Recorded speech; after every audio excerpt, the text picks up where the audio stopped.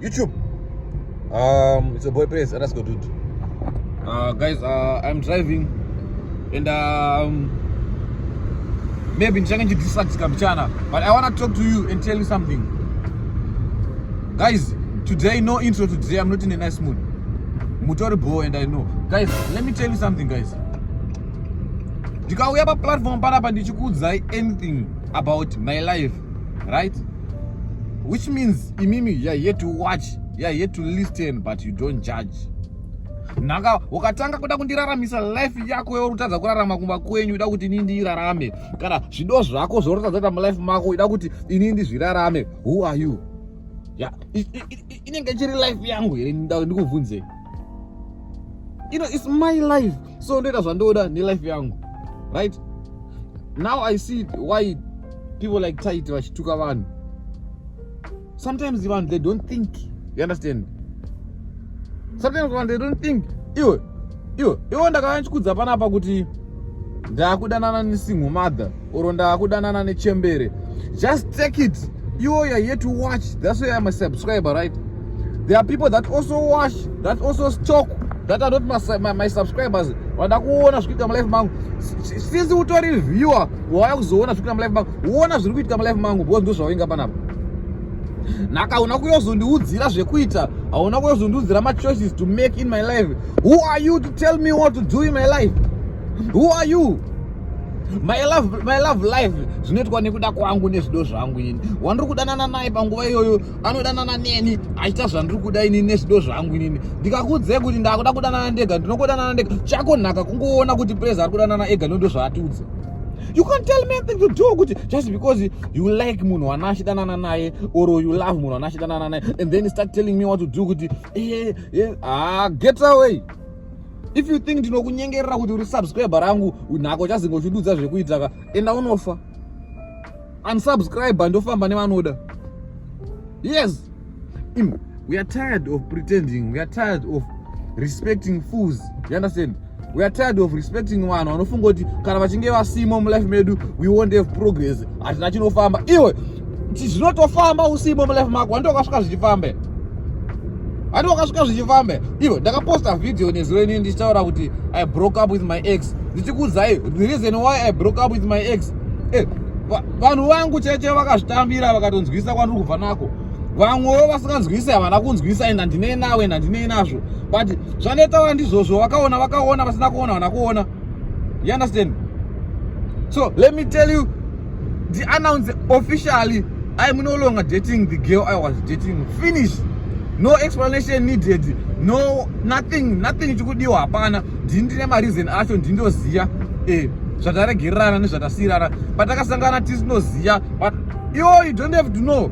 You just know kuti zvanzi na Praise wandiri kufollow handichadanana nemusikana ndodanana naye.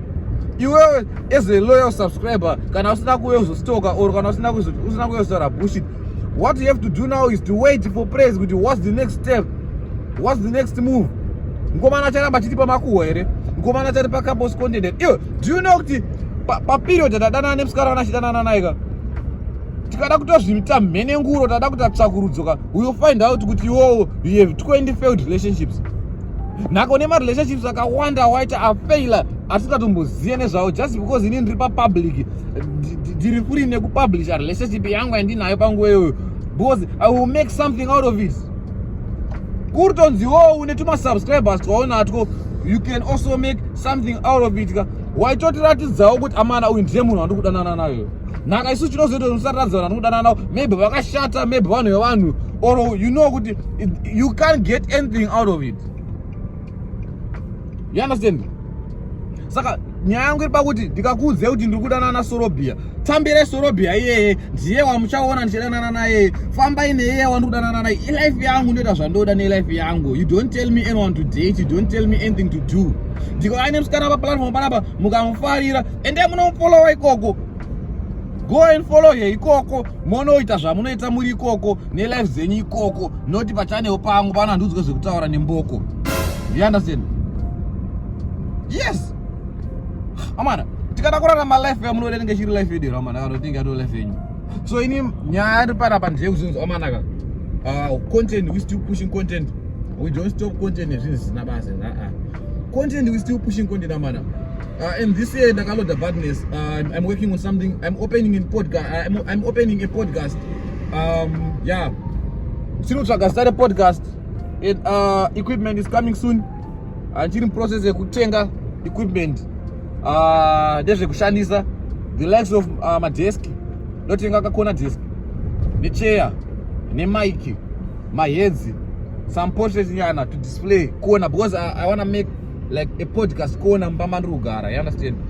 A gossip corner yekuita guwa, you understand? And the focus is my couple's content status. Ashindipe mari chinonomba mari makuwa mukunzwe remu. So family yangu chaichayo ndoyazoziya yakauya panapa indoziva kuti mukomana panapa takawira makuwa. Zvekutozoita couple's content is confusion anoenda kutovapa kuti ari kuita sei kongomano. But yeah, that was the story for today, guys. You don't tell me what to do with my life. I will do what I want to do with my life because my life is my life. Focus with your own life. You can't tell me just because you are far away. Kwandakasangana naye wangu usiku. Yeah. Iwo kwa uri koko waita ma 20 failed relationships akaramba. Just because we don't know chete atiudze zvekuita because ndo zvaunoda. You understand? Ko uri koko uri kubhaiza, ko uri kudyirwa musage koko ndionoziyana zvauri kuita koko nemunhu wako unobvisa naye bhurugwa koko. You don't come to tell me what to do with my life. Ndikamuka ndikudzeye mangwana kuti ndavada kuita single father kana ndavada kuita pastor. Tambira izvozvo ndozvabva mandiri musarudzo dzangu. Inini. You understand? So inini andinyengera ma subscribers, guys. Ndasvika by point yekuti I don't beg for subscribers. People that loves me naturally. Amana, I think it's a high time to groom people. Vanhu vekupenga vachitora nzvimbo yavachienda. Vanhu vasiri vachitora nzvimbo yavachienda. Then ndozoti I have real fans, I have real fan base andinayo. Ndine vanhu vandofambidzana navo, vari kuziva zvavari kuita. You understand? Kwete kuti tunoita tuma Samaritans, tuma disciples, vanhu vozofurana achiti, tikasamuvhiwa haite mari. Iwe, guys, do you know imimi kuti I can even zvakanzi vanhu vasubscribe ndasara ne 1000 subscribers. Mari anachingogadzira iwo ndine ma subscribers andinayo. Ndinongogadzira futi because once nakogadzira guwa riri kupisa ka guwa ruonekwe nema subscribers ndikutaurei.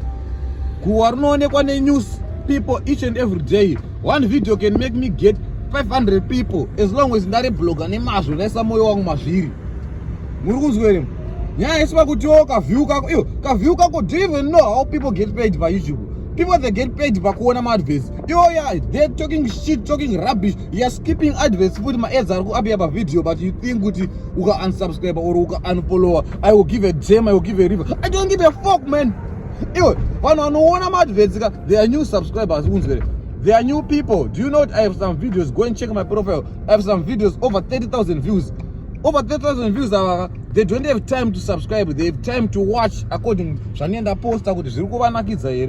Ndikaposta chanakidza vanhu vozoona maize kwete kuti usafunga kuti mambo wakafurana nevanhu kwako muri 23 21 koko kuti ngatidai soyi ngatisa aiwa ndabasa deibika ne sanya yangu pakuti amanaka ndakwanza kutaura pandakusvika panapa pawanda kwanda traffic I don't want to get distracted pane zvandiri kuita panapa. You understand? But what I'm saying is like, guys, my updates are aripo so far. I am no longer dating the girl I was dating due to some reason. You understand? I can never date to make you happy. Kukufadza zvawakatadza kuitwa oro zvawarikutadza kuitwa nemunhu wakudanana naye. I can't date in order for you to admire kuchiva rudo kuti dendiri zvangu ndikudanana. Guys, I can't be doing rudo rwepakamera, boys. Ini behind the scene is not amana wasting time. Takaipura level amana. Maize. Dai kurunza I date for content, dai nditoita zvandutoita panapa. Maize. Kana dai ndine msikana anachodana naye. But guys, ini ndiri munhu akangofanana newe. Just because I show you zviri kuitika life mangu, just because unoona zviri kuitika life mangu through YouTube or I publish zviri kuitika life mangu kuti uone, and in fact I can't say I publish, I do business with my life. Ndoita kuti life yangu ive useful. In the basi, I will show you what's happening to my life and I will make something out of it. You understand? If you think you have better opinions or you have more better than me, go create an opinion, your own YouTube channel. Go get your girlfriend there, make couples content and see. You understand? So I do things nemuitiro wangu, I do things zvisina kunzi ndaitana nhingi kana zvisina kunzi ndatedzera nhingi. I do things ndakazvimirira, ndoita zvinhu zvangu ndakazvimirira. I think from day 1, from 0 subscriber, ndoita zvinhu zvangu ndakazvimirira. Handina kuti nhingi azoti zvakati kana kuti azokopera nhingi kana iwe ndinoona pasina zvimakapos content. Iwe utakuda kuvhunza kuti undifollow panapa, wakandifollowa through zvimakapos content. Wakandifollow zvinhu zvakaitwa nana Goslubi, zvinhu zvakaitwa nemamwe big celebs. You talk shit because zvaitwa na praise. Ndikarambana nemunhu ndarambana nemunhu, ndati ndikudzei kubva nhasi neusingaperi. If you gonna remain uri paplatform inoyi, kana waona munhu andiri kudana naye usina kunakirwa naye, tora nzira pawapinda napo wobuda nepapo. Kana waona munhu andarambana naye hongo uchiri kumuda, tora hendo yake unofollow, moterana moenda ikoko. Yes, we can't be fighting because of people wanaitana nawo wozonzanzi yechichichichi. Iwo kana wavinga content panapa, wavinga uzodakadzwa, gara pano urwe pano. Right? You understand? So guys, I beg guys, thank you for watching the video to the end. Please like, comment, share. Vanoda subscribe. Please like, comment, share, subscribe, and those who don't want unsubscribe. And we don't get this side, we move never order. You understand? And road to 10,000. This year ndakaloda badness amana. This year I don't want to lie to you. This year is called year of badness. Year of badness loaded. You understand? Year of badness overloaded. You understand? So yeah, ndakusvika kwandakuenda, as you can see, pamberi pangu pane law enforcement apa. Ndakazoramba ndakabata phone. Maybe it won't end ill. It won't end well. Yes. Yeah. But yeah, zvapera izvo. Zvapera. Kana une chekubvunza, kana une chauchataura comment section tosangana imomo. I'm blocking people and I will never get tired of blocking people. Because I never forced anyone to subscribe. You understand? Iwo urutoona unotondipupura kuti nyango kusubscribe kwakete wakasubscribe nekuti wainakirwa necontent yawaiona panapa. Kwete kuti ndakanokubata brugwa kuti shamwari subscriber. You understand? So this year 2025 we moving with those who want kufamba nevanoda vasingade vachisara isu tichienda mwari achitikomborera. New girlfriend coming soon. Do you think, guys, I want to ask guys, do I look like someone who is so desperate zvekuti unodanana nemunhu iwe usari udanana nemunhu here? Kana do I look like someone who can get a girlfriend waari kuda pa the next mazuva anotera or makore anotera or ameno pachatera? You don't tell me what to do with my life. I can get anyone wandada panguva yandada. I can live anyone wandada panguva yandada. Ndoita zvinondiitira nelife yangu. You understand? Ndoita zvinondiitira nelife yangu. Ndikada kukuintroducera mumwe musikana ndinongokuudzai kuti ndiye musikana wangu. Whether munozvida kana hamushide, munongoona muri ikoko. Ndokwanisa kukuintroducera ndokuvharira macomments. Mungopopota muri kumaterrace muri kwamuri ikoko. Amana. But yeah guys, thank you for watching. Please like, comment, share, subscribe my channel. My real people, I love you so much. Do what you're doing best, and I'm gonna keep on doing what I'm doing best. My name is Praise Makara. I'm not a drama king. I don't do drama. But I'm not an attention seeker. I don't seek attention with people who don't have numbers. Even I deal with people with numbers. You understand? I deal with people with my numbers. In fact, I don't deal with Munani over 1 million followers. He knows me. With this nigga is full of shit. He knows me. Kunewana wafunga bangwe ndarambana repska rangu attention or my numbers. I did not attention and do it my numbers. You understand? Iye ndiyangatorambana nena attention because ndindiri my numbers. You understand? So don't talk shit if you don't know what's happening or what's taking place behind the scene. Don't tell me what to do. And it's attention attention emujolo ndotsvaga attention emakuwa. It's attention emakuwa ndakaiwana kare. That's why I'm a subscriber, or that's why I'm watching this now. You understand? Yeah. Wana tight 1 million followers, they know me. Wana nyati, they know me. In.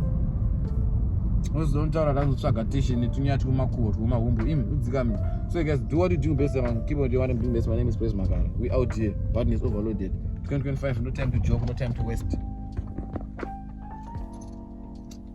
Peace out.